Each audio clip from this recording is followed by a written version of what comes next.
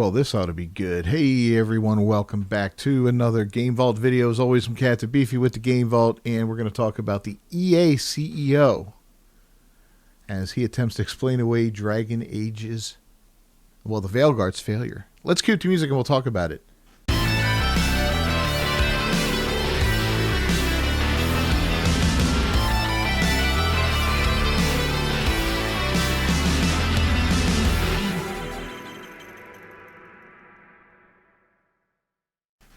All right, so EA CEO attempts to explain away Dragon Age: The Veilguard's failure, claims the game didn't sell due to, get this, lack of live service elements.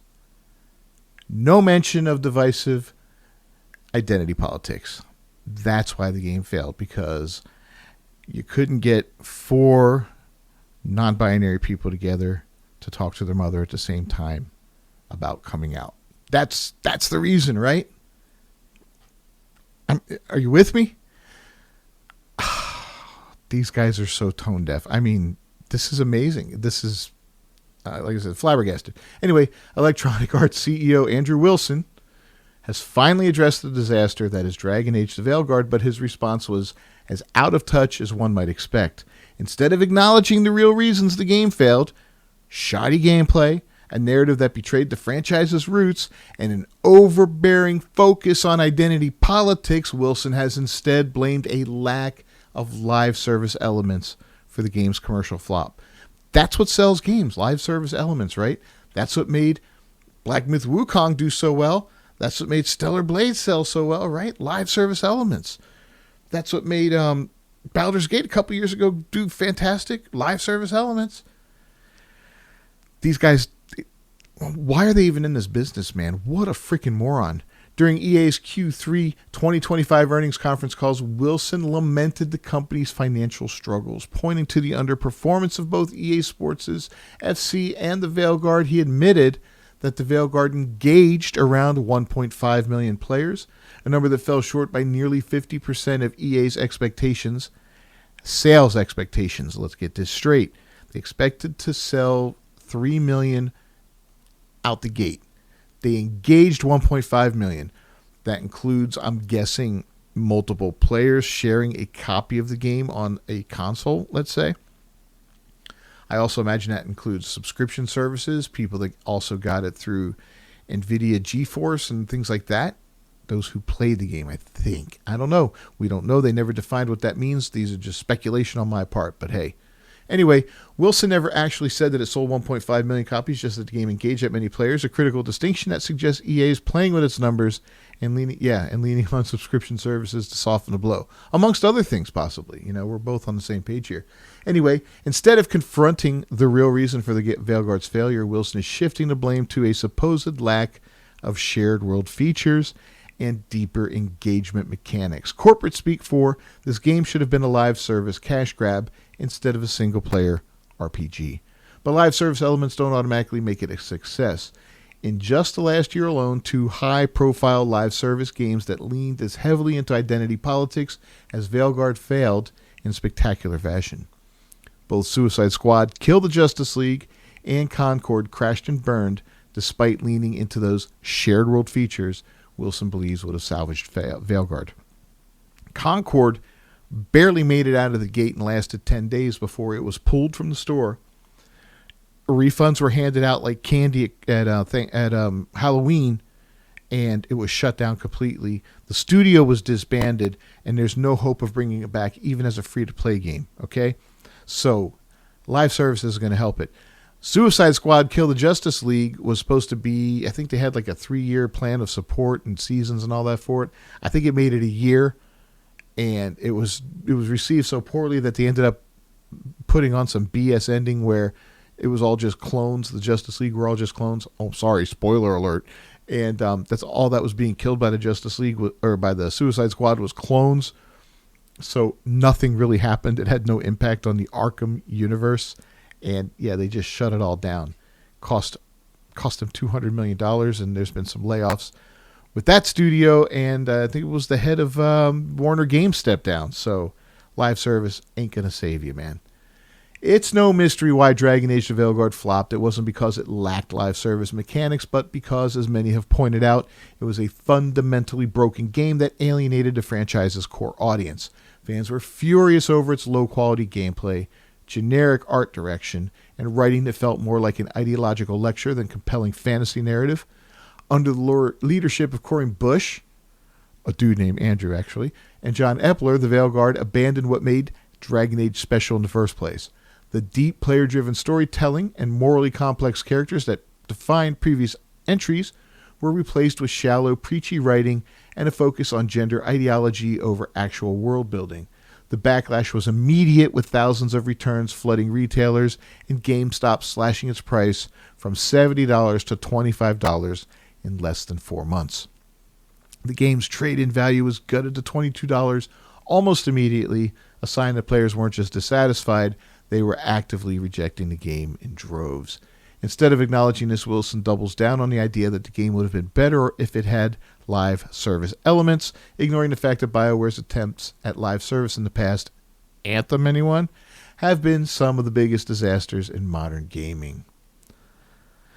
These guys don't get it in their heads that live service does not equate success and it does not equate money. Yes, it can. Marvel Rivals, hello. It was successful, but it struck gold, right? But it doesn't always happen that way. In fact, it's the rare game that actually succeeds. Anyway, ironically, the Veilguard did start as a live service game, as admitted by its own co-directors Bush and Epler. They eventually pivoted away from this model to make it a single-player experience, with Bush claiming both BioWare and EA supported the decision. Now, Wilson is saying that the shift away from live service was a mistake. This directly contradicts BioWare's previous messaging that EA was on board with the pivot, making it clear that EA is now scrambling to cover for the game's commercial failure by pinning it on a lack of microtransactions and multiplayer mechanics. BioWare's recent mass layoffs tell the real story. The developer is now down to fewer than 100 employees, the skeleton crew compared to its peak when the studio employed over 400 developers. The failure of the Veilguard led to massive layoffs, the permanent relocation of many employees to other EA studios, and it also led to Cory Bush scrambling away like a rat from a sinking ship to find work elsewhere with Wizards of the Coast and their Skeleton Key Developments studio, whatever, to direct a new game after this abomination failed. That's what gets me the most, that they just jumped ship, cost everybody their jobs, almost closed down a studio, and there they are working. They're spreading like cancer from one healthy body to another, like a disease. And they're going to go infect another studio and destroy it. I mean, this, to be fair, Wizards of the Coast is already a host that's riddled with disease. So, it's only compounding it at this point, but still, it's wild. Anyway, EA's financial problems are mounting, and the Veilguard's failure is only part of the story. The company's stock plummeted by nearly 20% in the wake of the game's underperformance, and investors are rightfully skeptical of EA's leadership. It's time to start calling these guys out, man. If you invest in these companies, you got to go to these shareholder meetings. You got to call them out. What are you doing? Why are you throwing our money away? 10 years of development, hundreds of millions of dollars, all that wasted time, all that wasted money to put out this abomination of a game. Unreal. Everybody should be fired that was involved with this game. Looks like a lot of them were, but I'm talking about at the top. I'm talking about guys like Wilson, who claims that live service would have saved the game. Live service wouldn't have done crap for this game, bro. Absolutely not. Anyway, Wilson's comments make one more thing abundantly clear. EA refuses to learn from its mistakes. Instead of recognizing that poor writing, weak gameplay, and forced ideological messaging killed the Veilguard, Wilson is doubling down on that corporate nonsense about how the game should have had more engagement and shared world features. Let's go with the buzzwords, guys. The reality is simple. Fans didn't reject Dragon Age the Veilguard because it wasn't a live service game. They rejected it because it was bad. But instead of taking responsibility, Wilson is spinning a narrative that sets up BioWare's future to be yet another disaster, one that, if the next Mass Effect doesn't deliver, may be the final nail in the coffin for the once great studio. What do you guys think about this claim, man? You think it should have been a live service game? I mean, come on, dude. That's asinine to say that. Asinine. And I do understand that the game kind of flip-flopped between being a live service game and not one. Part of the reason why the budget bloated. Part of the reason why it took so long to make the game. When you change directions like that during development, it does add time and money to the project. And now this kind of makes me wonder, are they going to go that route with the next Mass Effect? Is the next Mass Effect going to be a live service game? Wouldn't that be interesting? I mean, that would really make a lot of people, so unhappy. So unhappy. That would be an instant fail right out of the gate. I'm hoping it wouldn't be. But we'll see, man. We'll see. If Wilson has any say in it, it might be. I'm calling it right here that it's a possibility. I'm not saying it's going to be, but this is something that we really got to think about now, guys. Anyway, leave your thoughts down below. What do you think about this whole live service concept? And do you think Veilguard would have been saved by it? And do you think that the next Mass Effect game is going to be? Leave a like on the video down below. Don't forget to subscribe to the channel. Ring that bell for notifications. I'll see you guys next time. Until then, peace.